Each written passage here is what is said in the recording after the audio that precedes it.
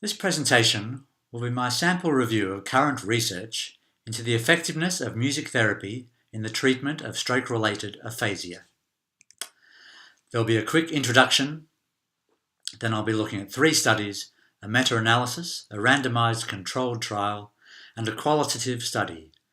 Then I'll finish up with a few quick conclusions. Firstly, what is aphasia? Aphasia is a disorder of language processing. A form of aphasia will affect approximately 1/3 of all people affected by a stroke.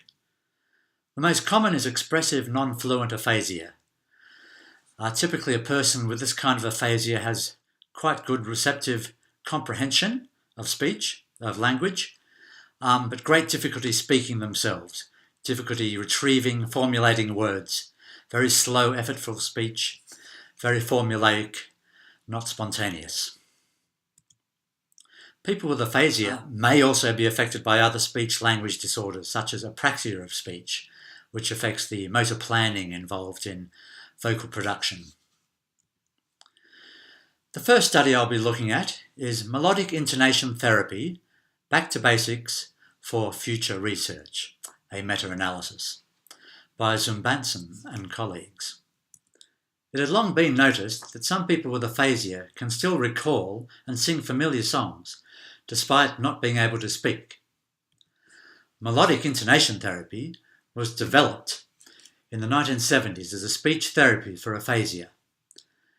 MIT, as it's called, uses the musical elements of speech, melody, rhythm, dynamics to improve the expressive language by capitalizing on the preserved singing function and engaging language-capable regions in the undamaged brain areas.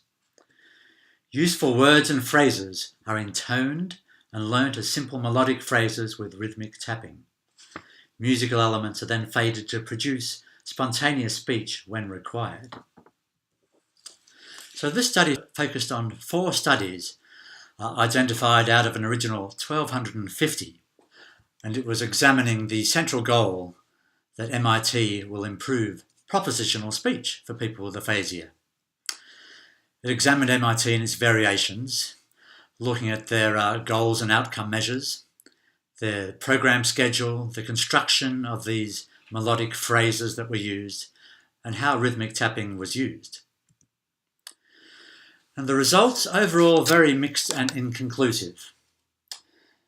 There is moderate improvement in propositional speech in a small number of cases, no reliable reports of carryover into everyday speech. The more musical versions, such as modified melodic intonation therapy, may be more effective in up to 16% of cases. Rhythm appears to be the key element and may work alone in stimulating recall of these phrases. And there's no real conclusive evidence of long-term improvement. Now, this study was a quite thorough critiquing of evidence-based practice in MIT and its variations. It teased out the mechanisms by which MIT might be working, whether through neuroplasticity, mnemonic, social motivation, and it highlighted a very low methodological quality in a lot of the studies that had been conducted. There were some variables that were not able to be considered because they were not consistently reported. Significantly, whether there'd been prior musical background for the clients and what other therapies may have been being used at the same time. Very small client sample sizes, no randomized control trials looked at. There needs to be more rigorous research into the effectiveness of MIT with aphasia. More musically immersive therapies, such as MMIT, appear to be more effective with their social engagement, increased motivation, maybe creating new musical memories. Some clients may experience MIT as performing required tasks. This may produce unreliable results due to stress when tested for these research studies. This may reflect on MIT as a whole. The second study I'm looking at is the randomized controlled trial, titled Improvement of Spontaneous Language in Stroke Patients with Chronic Aphasia Treated with Music Therapy, by Raglio and colleagues in Italy. This trial was testing the hypothesis that music therapy will improve spontaneous language production and psychological well-being for people with aphasia due to the impact of empathic relationship and increased motivation. Now, there was a control group of 10 participants who had only speech and language sessions. The experimental group had both music therapy and speech and language lessons. There was a variety of aphasia conditions in the group. For the music therapy method, this was a very Nordhoff-Robbins style free improvisation with rhythmic melodic instruments and vocalizing, building up musical interaction, expressive interactions, using music between client and therapist. There were pre- and post-assessments done for speech and language facility, but as well psychological aspects and quality of life measures. The results, as predicted, there was a small increase in spontaneous speech in the experimental group that had the music therapy. There were both increases and decreases in the vitality in the quality of life measures, and no real improvement at all in any other areas for either group, which was interesting. What's good about this trial is that it was seeking to look at the bigger picture of communication and expression in treating aphasia. It wasn't narrowly looking at working on speech. Well, it was a small sample size and possible researcher bias. It was not stated whether the results were independently verified. There was also no subgroup analysis according to the type of aphasia, which could have affected those increases in spontaneous speech. So while not directly addressing speech function, rhythmic melodic improvisation may here be stimulating sensory motor planning areas shared by the speech and music and action functions in the brain. So we're not just stimulating speech, we're stimulating the non-verbal and expressive aspects of speech. The therapy was a sort of no-pressure situation about free expression and play. The clients were not performing required tasks, not being tested.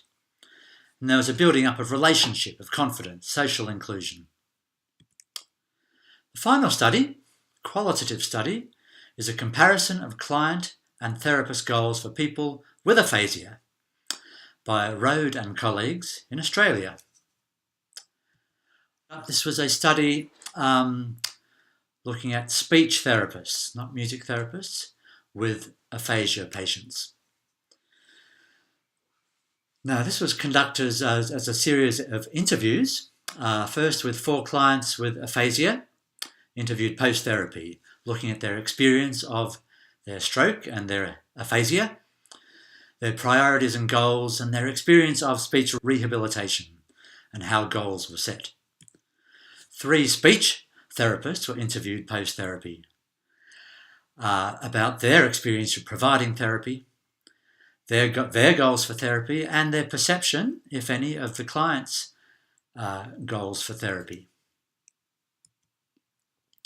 Now, the common goals were improving communication, working on expressing needs, making conversation, and particular targeted functional communication needs such as letter writing or word games. Some clients had bigger picture goals that the therapist could in some way help them in returning to valued activities, hobbies, work, travel, driving, and so on.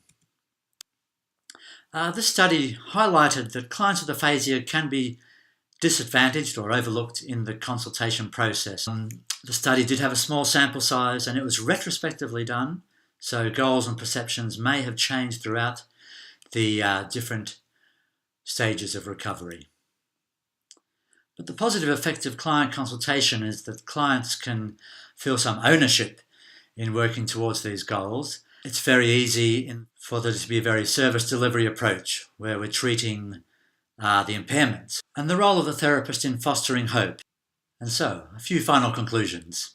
It appears that music therapy can offer more than speech enhancement in working with aphasia.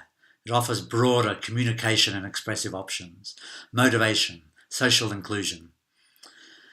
The seemingly more reductive melodic intonation therapy in its original sense appears less effective, still inconclusive evidence. More immersive, holistic music therapy methods may be more effective. Most conclusive are the qualitative case studies where in individual cases, a small number of cases, there have been moderate improvement in aphasia treatment. There needs to be more research into what variables are at play here to make music therapy more successful, where it appears not to be in a lot of other cases. Thank you.